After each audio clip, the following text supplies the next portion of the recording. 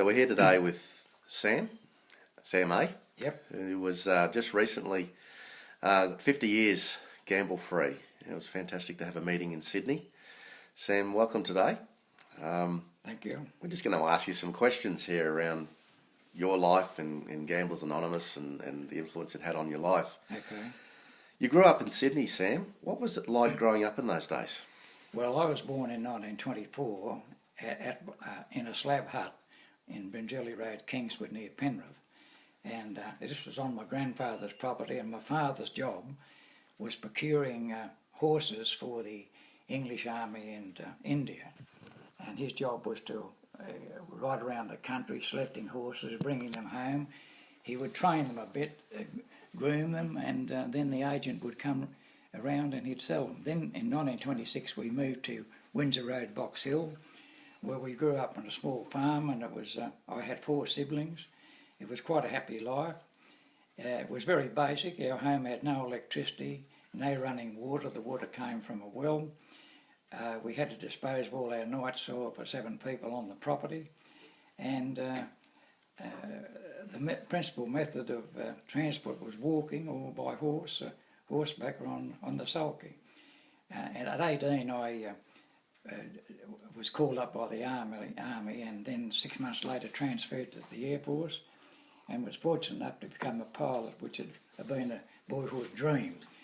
I served for about until 1946 in the services, and an unusual thing compared to my subsequent gambling was that in the services, fellas around me were gambling all around. I never took part. I thought, these are a bit stupid, losing their money.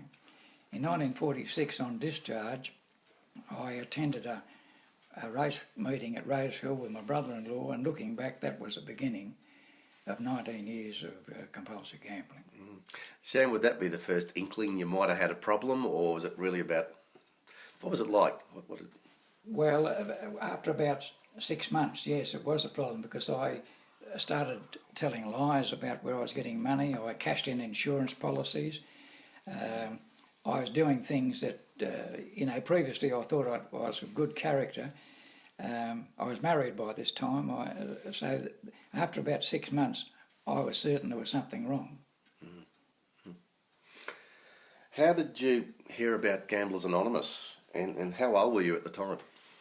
Well, when I first started gambling, I was 21 years of age. That was 1946, not quite 21 years of age. And I gambled continuously then, getting worse for 19 years. After a couple of years, I knew this was entirely wrong, wanted to stop, so I went to my local GP, who more or less patted me on the head and said, you just give it up, which of course didn't have any effect. Eventually, several years later, I went to Lifeline, and there told the person there the whole situation, because I was very deeply in debt. They arranged for my house to be remortgaged, and I undertook to give up gambling. That lasted about 6 weeks, and then I was into it again. At that time, they referred me to Gamblers Anonymous, but I never ever went. I think that was about 5 or 6 years before I actually went to GA. Then in 1965, I was estranged from my family and living in a single dingy room in a boarding house, and I'd met Helen, who was a very good close friend, and I forget the exact date, but it was about a week before I went to GA. I was really at my rock bottom. I was medically very ill. I had a very high blood pressure. I was shaking. I had one set of clothes. I had no money. I had money right, left and centre, and I was completely exhausted, and I think that was my rock bottom. Mm-hmm. And so I rang Helen up and said, I'd like to meet you, and I then confessed the whole situation. And I thought she'd just walk away and say, that's the end, because I don't think I was a very good prospect at age about 41 or 2 at that stage. Anyway, I mentioned Gamblers Anonymous, and she said, when's the meeting? And I said, next Saturday. She said, we'll be there. And so on that Saturday, we went to our first GA meeting. And Sam, were you working at the time? Where were you working? And was this gambling affecting your work? It was, but I was fortunate. I had a job as an administrator, was a clerk before the war in the state education department. And after the war, I came back to that, and I progressed to quite a senior position. As a matter of fact, I was private secretary of the Minister for Education when the end of my gambling, and because of my gambling, and I applied for bankruptcy. Inadvisedly, I was sacked from the public service at age 42 and thrown out of work. So, yes, it must have been affected, but I was like a Jekyll and Dr. Hyde. I did my work pretty well, and I think that was a bit of a saviour from, the worry of gambling. But yes, it did affect. But I had a very good job, no need. So I lost all my super, and the job I had for 20-odd, 30-odd years. And you mentioned your first meeting at Gamblers Anonymous. Just describe for us that first meeting, the meeting room, the people that you met. Well, I'll never forget it. It was a very hot February day, and Helen and I caught a tram along Cleveland Street, one of those Sydney trams that was rattling along, and I can tell you I felt very depressed. I thought there was no hope, that this was the end. And when we alighted at High Holborn Street, my spirits didn't get any higher. There was a dilapidated fence, a very old building, and I thought, God, what am I getting myself into? Then I walked into this small room where about 4 people were sitting, and a big fellow got up with a beaming smile, put his hand out and said, "I'm Phil, welcome to Gamblers Anonymous." And that was... That when I look back, that was the beginning of the positive part of my life. There were 4 people there. I think there was Phil, there was Dave, South African Dave and his wife, and Daphne. And I just sat there mute for that meeting and several other, and Daphne and Phil and Dave spoke. And I remember afterwards, Daphne's wife and Helen and I went and had a drink. Drinking wasn't a problem to me. And as we travelled home, Helen and I, we looked at each other and said, there might be some hope here. And that's the question I was going to ask you. What did that first meeting, what impression did it leave with you? It was marvellous because I thought I was the only one in the world that was, gambling compulsively and neglecting my family and my children and become a liar and a cheat and, pretty low. And here there were 2 other people, and particularly Phil, who'd been doing just as bad, if not worse things, and yet he had been recovered for some years. So that gave me hope.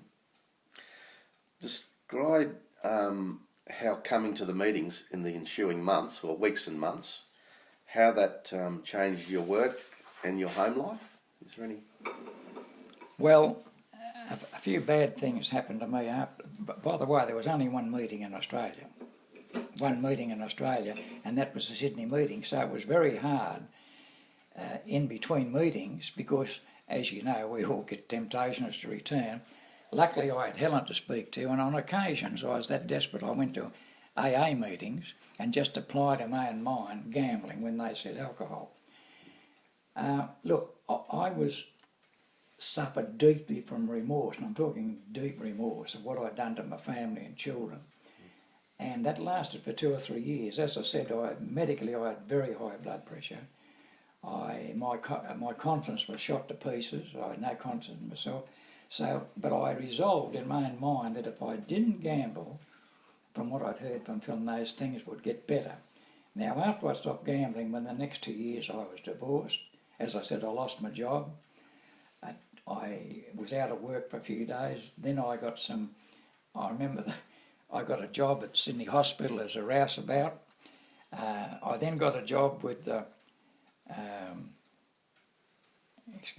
memory's not going, with some voluntary organisation as the acting accountant.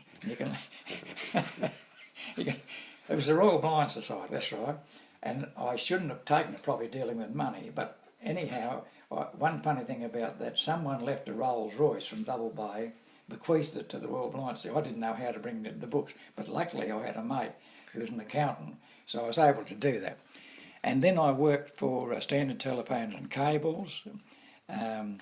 This is just as an ordinary clerk, and finally I got discharged from bankruptcy, and I got back into the public service. And but meanwhile, my first family did suffer. I mean, those three boys, they didn't have for all that growing up, their father was away, there was lack of money in the house, my wife had to go out and work. But fortunately, after a couple of years, two of the boys, the two younger boys, had come to terms. The two older boys come to terms with it pretty well. The young fellow, we're still fair friends, but I think it affected him worst of all. You mentioned there Phil, and he's affectionately known as Founder Phil. What was your first impressions of Phil? Is there any stories around Phil? Well, Phil, as you can imagine, in those first early years, the members of GA, because it was more like family. I mean, I'd lost my family to a degree at that stage. And so Phil and I, we talked a lot, we met, and we went to football together. He supported South, I supported Parramatta, and when Harry came along, he supported East. So it was and we started having like picnics, annual picnics. At one stage, we even went to a dinner dance at the Sydney University in one of their halls, where there was murals on the walls, and it was rather strange to see about 42 people all dressed up. We had a nice German band, and all scrubbed up, sitting with our seats on it, and it was really marvellous. But Phil and I became firm friends over the years. He moved around a bit. Phil, remember, he used to live in a unit at Redfern. When we had our first conference down in New South Wales, I was lucky enough to have a transport that conveyed Phil there and got him in the room. And look, we kept together for the whole of his life. He was a big influence on me. Big influence. The late Harry P. He came to the meeting later on. Did you have a lot to do with Harry? I became Harry's sponsor in a way. I recall him coming in. We were meeting at St Philip's Church in Sydney, and Harry came in, and he probably told you the story himself, but I remember that first night he had on, as most of us did, I think he had one suit, and he tore the behind out of it on this meeting place. But yeah, Harry and I, and one particular thing I remember, I said to Harry after we'd a few months, we resolved to each other, if we're going to have a bet, we would ring each other and say, look, we're going to have a bet. Now, Harry rang me one time. By the way, I was luckily able to get him a job at the forerunner of Harvey Norman. They started up as a small discount store. So Harry had a job there, and one day I was working in Mark Foy's building, and he rang me up and said, Sam, I desperately feel like a bet. I said, where are you? He said, I'm at work. I said, just hold on, I've got to attend to a customer. And I jumped in a tram and went down and found him still hanging on the phone. And we went and had a cup of coffee. And then later on, I was at Harry's wedding when he married Anne. And he named his son Sam after me, as you probably know. That was an honour. And so there were lots of, we used to go to football matches together and visit each other. Yeah. Without mobile phones in those days, how did you talk to each other? How did you guys connect? It was extremely difficult. I mean, as you can imagine, I had to use public phones because I was not living in any permanent place. In those first years, you had to use a public phone. Yep. And it was terrifically hard. It really was. And even when we got publicity, you see, it was difficult to get enough people, if you got a good response, as we did, when Graham Gambry, a feature writer, wrote a big article in the Sun Herald about 1966 to 68 it was. It was difficult to get people, suitable people, to answer all the inquiries we got, but we did our best, Wow. And even correspondence to get literature, we had to handwrite, because I had no typewriter, handwrite to America. And as you probably know, you've probably seen that book, I think when one of the, was it Bill B or one of them came out from America, 14 months later, he produced my request for a blue book. And in it was written, we come across your request for a blue book, and although it's only 14 minutes later, I must emphasise the efficiency of the GA office in Los Angeles is something like this. A little lacking. A little lacking. Ray, isn't he? Big pardon? Ray. Ray. Okay. Ray it was. Did members in those days tend to celebrate their 30 days, 1 year, 5-year anniversaries? Did you do that at all? We did, but we didn't have any pens or anything like that. But you know, they were highlighted at the meeting. Yes. Mm-hmm. Now, Sam, you went to Chicago, I think 1978. Yes. To attend a Board of Trustees meeting. What effect did that trip have on you? Well, I was fortunate enough to go with Harry and 2 members of Gamanon, his wife Anne and Mary Rose. And it was really a big meeting. There must have been a couple of hundred people, Americans, Canadians, English, and Harry and I. And it was more than a trustees meeting, because I think it was an anniversary, 20th year, something like that. And I was absolutely inspired by that meeting, by the workshops. I went to a couple of meetings in America, and I was lucky to go to Canada with one of the members, and they took me to a couple of meetings. And so, but at the meeting, I was so inspired that I resolved that when I got back to Australia, I'd do all in my power to try and set up a regional service office. Mm.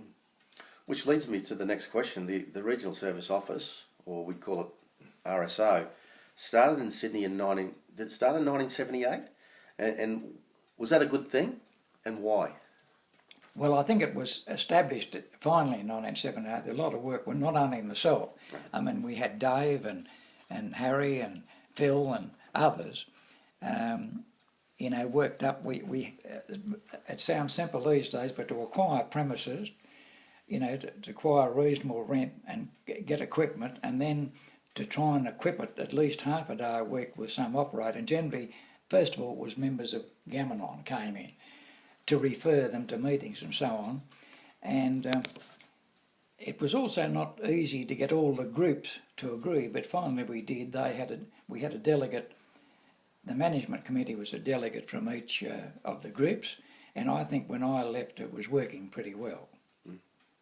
But I think it was a good thing, because we provided a starter kit. If a new group wanted to start up, the RSA would provide a starter kit. They would provide a member to go along to the meeting and assist as much as possible, not only the first meeting but several meetings later. For example, one night 4 of us went to Wagga. I remember that trip well, because we got down there about 8 o'clock and there was about 3 or 4 people there. And on the way back at Yass, a stone shattered the windscreen of whoever was driving. Was a borrowed car. And to make matters worse, when they knocked the windscreen out, they left the registration piece there, and we all had to dob in for the registration the next day. So I think it was a very good, and also it acted as a telephone referral for people ringing up. The other thing that happened there, Anne P., Harry's wife, as a member of Gamanon, she was very active. At that stage, the medical profession, health, had no knowledge of the problem of compulsive gambling. They recognised alcohol as a problem, and so as an education issue we used to get in a group of health people, nurses, etc., and there'd be about an hour workshop with Anne and members of GA. And so that's where it served a good purpose, I think. No doubt that would have actually helped in terms of people finding out more about Gamblers Anonymous. Exactly. Did it, Sam? Yes, it did. Yeah. Yes, that's right. Mm. So, and they say service work is one of the cornerstones to recovery. You know, the service work you did, like the RSO setting up and helping with that, you know, how did it benefit you? And can you describe how it did benefit you in the long term? Well, in my case, I was so full of remorse and regretful for the terrible things I'd done, to me, I'd done in that 19 years of gambling. The only way I saw of recovering was to immerse myself in GA. For example, if you've got cancer, you go and have chemotherapy. In my case, for the first 14 years, I was really active in GA in some way or another, almost on a daily basis, either talking to people, going to meetings or correspondence and so on, and that helped me. That helped me. I felt I was giving something back for the wrongs I've done, but in the meantime it was helping me recover. You recently reached your 50-year milestone, gamble-free. What's the journey been like, Sam? Once I got over my remorse, that the first 2 or 3 years, it's been a marvellous life. I've been very lucky, I think. As I said, I was divorced, I married Helen, we've got a daughter. My first wife is still alive. We talk to each other, we're quite good friends.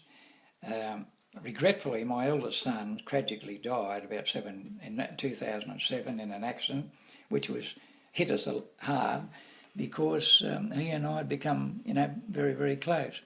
But I was able to do some more study. I was able to get a very good job. I ended up eventually as Chief Executive Officer of the Parramatta Education Office of about 70 people. But more than that, I was able to get back into voluntary work, which I was doing before I started gambling. So, everywhere I worked, I was secretary of the golf club, arranged annual balls. When I retired, I was in neighbourhood watch and safety house, and that's satisfaction. But the satisfaction of looking myself in the mirror, after those 2 or 3 years, and wasn't too, saddened by what I saw. So it's been a really rich life. I think I wouldn't suggest anyone go through it, but I think going through that eventually made me a better person, albeit with still quite a lot of faults. Mm. Look, we know health and illness will slow us all down. How are you? Your own health and illness will slow us all down. How are you coping with these things in your life? Well, I think you've got to go back to the Serenity Prayer. God grant me the serenity to accept the things that cannot change. Now, at 91, my health isn't the best. I've been in hospital 27 times and had 25 operations. But each time I've had faith in the doctors, and I've had a lot of help in the home here with Helen. But look, I'm coping. It's pretty painful getting old, but I'm coping, and I think the GA experience has helped me to cope with life, even in my work. If something's a problem, sort it out. Don't let it fester. Today, what advice would you give any person, man or woman, walking into the rooms of Gamblers Anonymous for the first time, Sam? Well, I'd say to them, have an open mind, listen to the people who've experienced some recovery, try and get a sponsor if you can, but don't give up. I mean, probably most people who've come in have been involved in gambling for a long time, and any recovery is not going to be any magic. It's going to take time. But the GA program does work, and I think if they listen to the people who come through it and gain and acknowledge that and keep coming, that's the important thing. Do you have any regrets? None whatsoever, except those years when I was gambling. I've got no regrets about GA, but I've got regrets that I treated my first wife and family as I did. Okay. Sam, have you got any questions of us, or have you got any questions of the fellowship in general? Not really. Well, the one thing I have been interested in, I suppose I could have done more, was I've been a bit disappointed that the idea of a regional RSO hasn't as far as I know, gone Australia-wide. I was hoping that it would go into other states. And the other thing, I haven't seen any publicity much in the last 3 or 4 years about GA. I just hope that the younger people coming on, keep it going, because it saved my life. It really saved my life, because I was on the verge of going, and it saved. And I've seen from people I've been associated with in GA how it can alter their life. That's been one of the rewarding things, is seeing a few people come into GA that I've been closely associated with, and they've recovered to become good people, good citizens. Oh, fantastic. Sam, do you want to give us a couple of the stories from the old days, the early days where you were in there, some of the funny stories of... Well, one was at Chicago. Well, you've probably heard this story before, but there was about 20 contingents from there, and one was a medical doctor called Dr. Jack. Now, the story was told that Dr. Jack, he had the job of monitoring a lot of nursing homes with a lot of elderly people, and of course a lot of people passed away. And so at the height of his gambling career, Dr. Jack, he got the nursing homes to let him know as soon as a corpse was available, and he would hock it around to 2 or 3 funeral parlours and give it to the highest bidder, in other words, a spotless fee.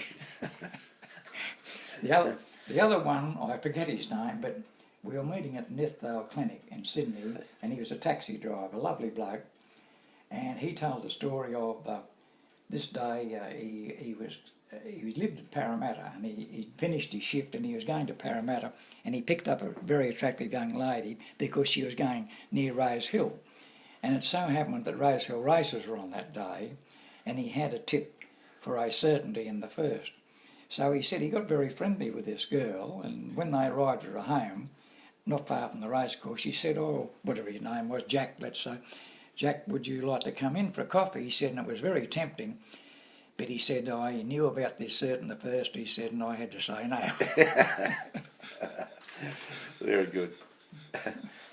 Look, thanks, Sam. It's been an honour and a pleasure to spend some time with you today. Thank you very much. That's fine. That's fine.